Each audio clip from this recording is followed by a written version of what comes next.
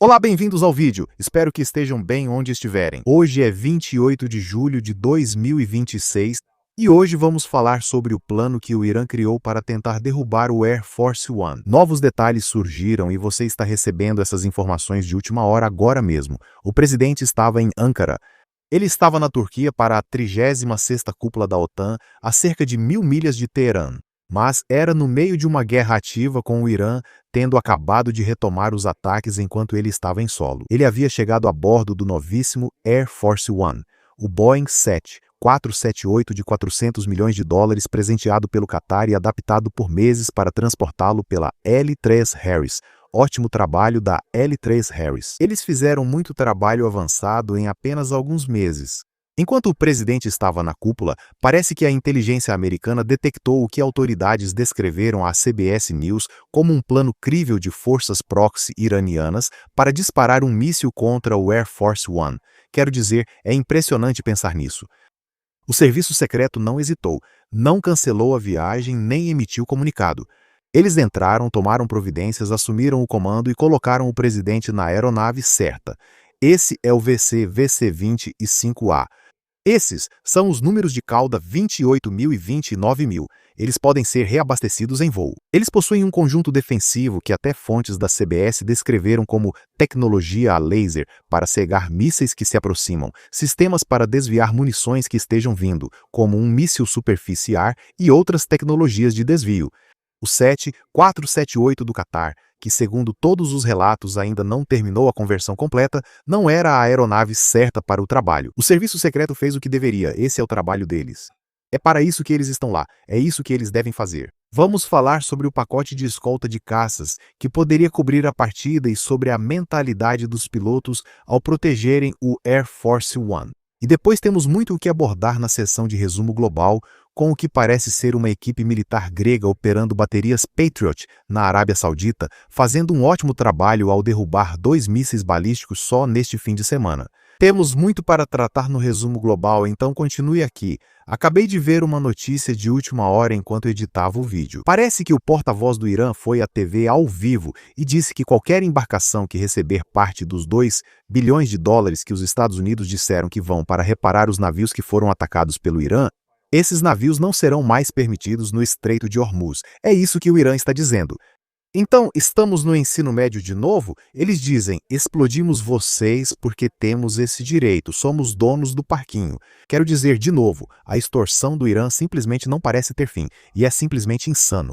Agora, em uma nota melhor, aqui está um vídeo incrível lançado por um cara chamado Frank, pilotando o BB-1 pela última vez. Ele está voando baixo, fazendo exatamente o que o BB-1 foi feito para fazer. E então, no seu voo final, ele vai taxiar de volta e pode estacionar com a ajuda deles guiando o caminho.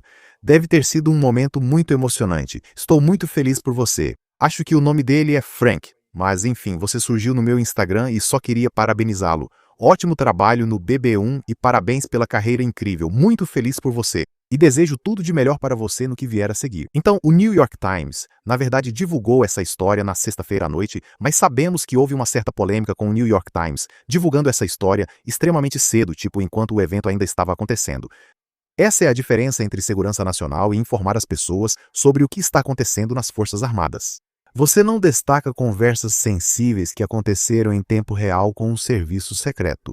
Então, seja lá como aconteceu, se esses repórteres do New York Times estavam no Air Force One e ouviram conversas sensíveis do serviço secreto, isso não é algo que você compartilha.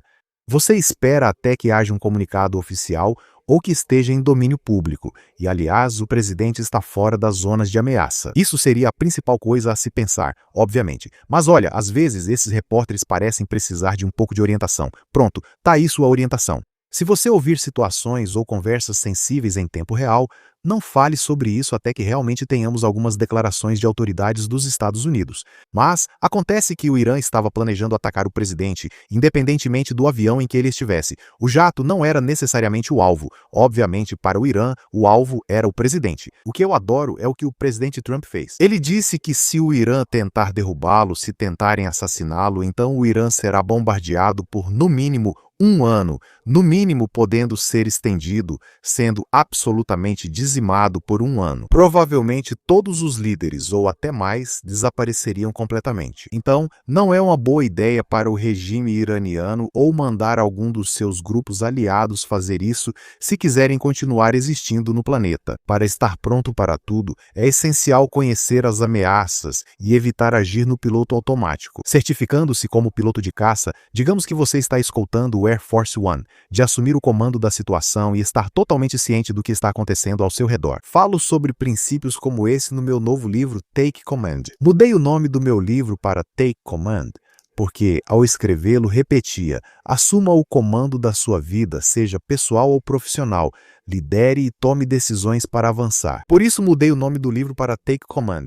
Mas teve uma história enquanto eu voava no Afeganistão. Sobrevoamos um cânion estreito com uma base operacional dos Estados Unidos abaixo que foi atacada. Tivemos que reagir rapidamente. E como pilotos de caça, você tem que usar sua equipe ao seu redor. Então acabamos usando um Enk 9 para nos ajudar a mirar nas posições de combate inimigas. E então eu alinhei meu esquadrão de 2 aviões com bombas GBU-38. Essas são armas guiadas por GPS, e nós miramos em 4 locais diferentes ao mesmo tempo. Avançamos juntos para que todas as armas atingissem os alvos simultaneamente, impedindo a fuga do inimigo. Entramos em formação de linha. Lançamos as bombas GBU-38, 2 de cada jato, em 4 locais diferentes. Obliteramos o inimigo naquele dia e conseguimos cessar o fogo na base operacional avançada dos Estados Unidos. Conto mais detalhes desse confronto no meu livro. Se quiser saber mais sobre essa e outras histórias do meu tempo em combate, acesse mabbook.com. Take Command e confira. Agora, vamos começar com essa história. Então, o VC-20 e 5A, que é a estrutura do Boeing 747-200, e a ficha técnica da Força Aérea vai te contar sobre o equipamento de navegação, a suíte executiva, a sala de conferências. Ela não detalha nenhum sistema de contramedidas, pois a maioria é classificada. E existem tecnologias de desvio, tecnologias anti-míssil superficiar, até mesmo tecnologias anti-artilharia antiaérea. Então, isso é o básico daquele avião mais antigo. Ele foi construído principalmente em torno desses sistemas defensivos. Por isso, o novo Air Force One está sendo modificado para receber adaptações semelhantes, porém mais modernas e avançadas. Mas outra coisa que o antigo Air Force One pode suportar é um pulso eletromagnético, um PEM. Sim, se defender contra SAMs e Popostra não fosse suficiente, que tal um PEM, pulso eletromagnético, e ainda assim conseguir se comunicar e voar com segurança?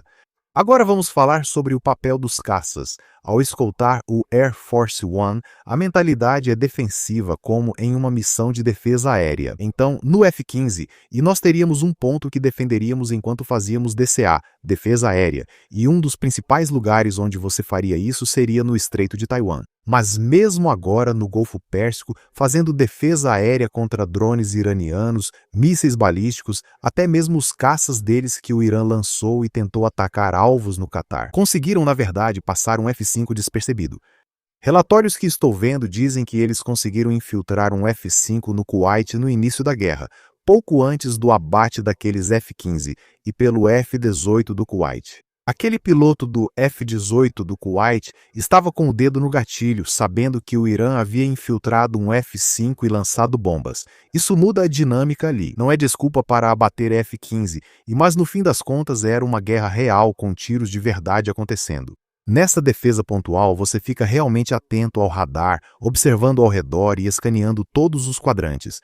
Geralmente você terá 2, 4 ou mais aviões. Em vez de proteger um ponto fixo no solo, você defende de forma similar, mas agora o ponto é móvel, uma aeronave que você está protegendo. Isso é como uma missão de escolta, e a Força Aérea dos Estados Unidos é excelente nisso. O Corpo Aéreo do Exército dos Estados Unidos passou a fazer isso com bombardeiros na Segunda Guerra Mundial, protegendo-os ao entrarem em território hostil. E quando você está em uma missão de escolta, você tem que ficar atento o tempo todo. Você precisa olhar para cima, ao redor, vasculhar o céu em busca de ameaças e monitorar seu RWR, o receptor de alerta de radar, pois acaba sendo uma extensão do Air Force One e suas capacidades defensivas. E no fim das contas, o seu trabalho é basicamente ser um oficial do Air Force One em um caça.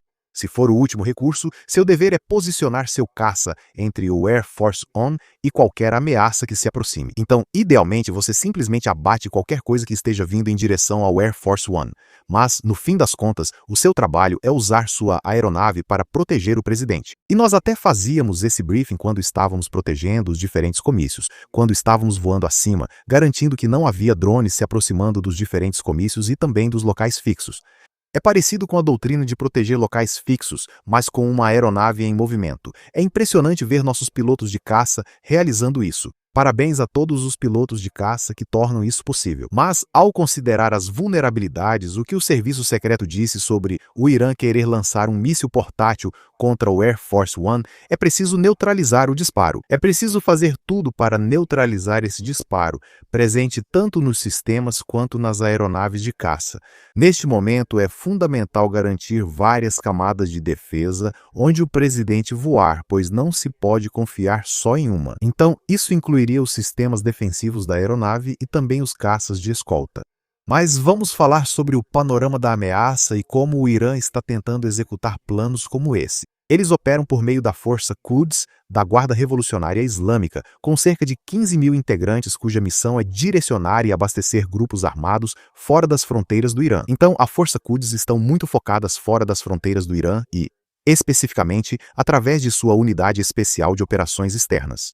Este é o elemento que historicamente gerenciou tentativas de assassinato de alto perfil no exterior e as executou por meio de grupos por procuração, em vez de pessoal iraniano para que o Irã possa não deixar suas digitais no gatilho. Eles afirmam, não fomos nós. Respondemos, as forças por procuração usavam camisa com a bandeira do Irã. Dizem que foi coincidência. Enviamos suprimentos humanitários ao Iêmen, por isso eles conseguiram uma camisa com nossa bandeira. Aham, claro. Toda a unidade da Força Quds responde diretamente ao líder supremo que é informado sobre essas operações. Uma operação contra um chefe de Estado americano só ocorre com autorização do mais alto escalão.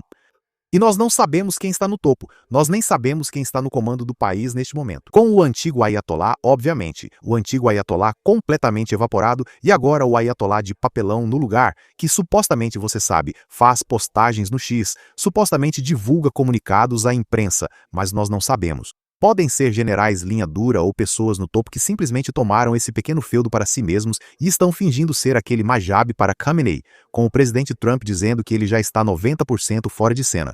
Então, se ele está em suporte de vida, nós não sabemos onde ele está. Mas aqui está a pergunta que ninguém está fazendo. O Irã não mostrou o líder supremo desde março. Então, quem está realmente tomando as decisões e quem seria alvo se tentassem fazer algo muito estúpido?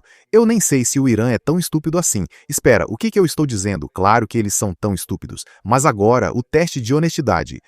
A rede externa do Irã é real e não foi totalmente degradada. Forças ligadas ao Irã têm tentado alcançar o presidente desde o ataque contra Soleimani no primeiro mandato do presidente Trump.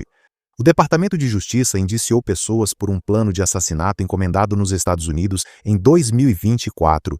A capacidade de dar um míssil a alguém perto de um aeroporto provavelmente seria o que tentariam, pois é o mais fácil para eles. E nós vimos recentemente em LaGuardia, houve um alerta sobre um míssil portátil antiaéreo. Alguém foi visto com o que parecia ser um míssil portátil antiaéreo ou uma ameaça desse tipo perto do aeroporto, o que é simplesmente louco de imaginar. A ameaça de Manpads indicaria alguém em cima de um prédio próximo ao Terminal C. Disseram que estavam perto de um dos terminais. Parece que não era uma ameaça credível, mas a polícia da autoridade portuária relatou o caso por algum motivo. Então, novamente, você tem que levar esse tipo de ameaça a sério. E tem que lembrar que o Irã vai tentar causar caos. Eles são terroristas. É isso que terroristas fazem. O Irã é como se dissesse, somos uma zebra. É tipo, temos listras. O quê? Você está bravo porque temos listras? É tipo, não, nada disso.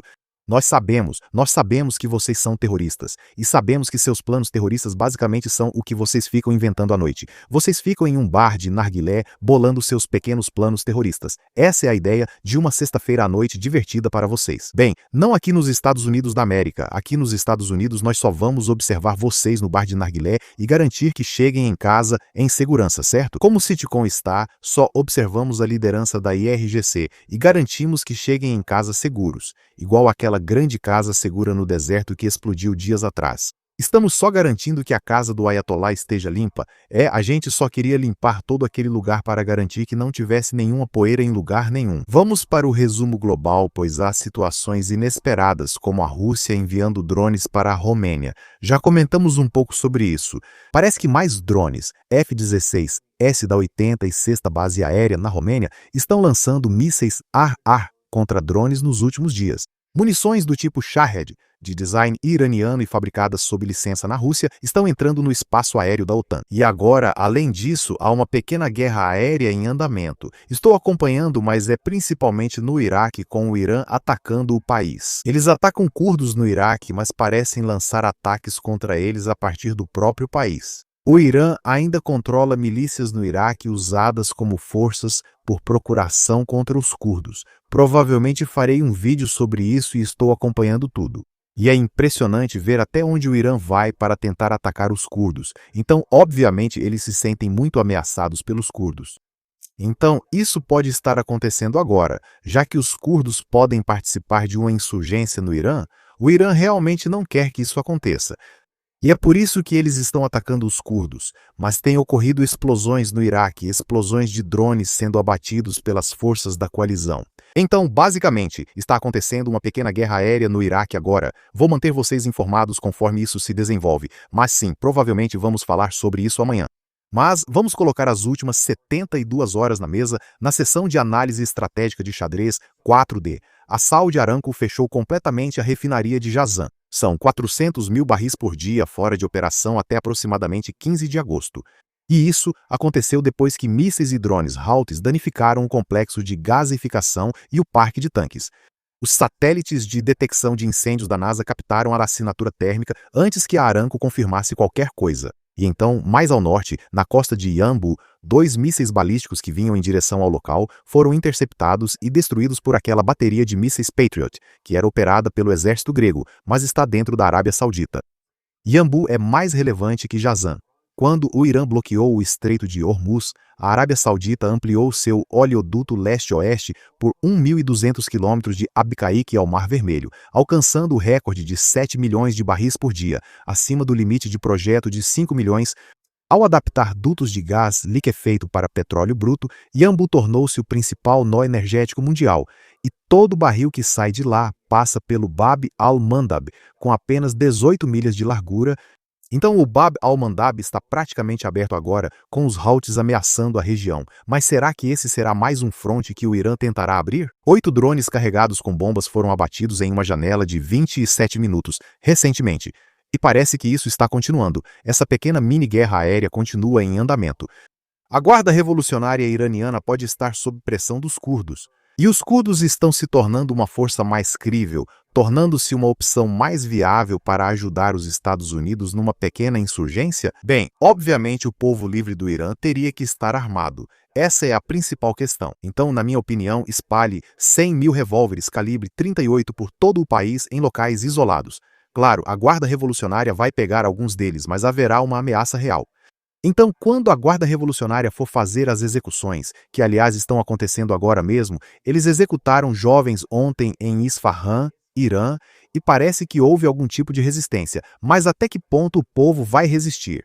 Só a Guarda Revolucionária tem armas, eles não têm. Se o povo livre do Irã tivesse revólveres calibre 38, alguns da Guarda Revolucionária levariam tiros e pensariam 2 vezes antes de invadir casas. Isso não vai fazer eles pararem, mas vai fazer eles pensarem 2 vezes, e isso pode ser a semente e a raiz de uma verdadeira insurgência. O que vocês acham? O que vocês acham que vai acontecer daqui pra frente? Me contem nos comentários abaixo. Adoraria ouvir a opinião de vocês. Me sigam no X, me sigam no Instagram, estou postando lá praticamente todos os dias. Então assista ao próximo vídeo que vai aparecer aqui. Aqui é o Ryan, também conhecido como Max Afterburner. Encerrando por aqui.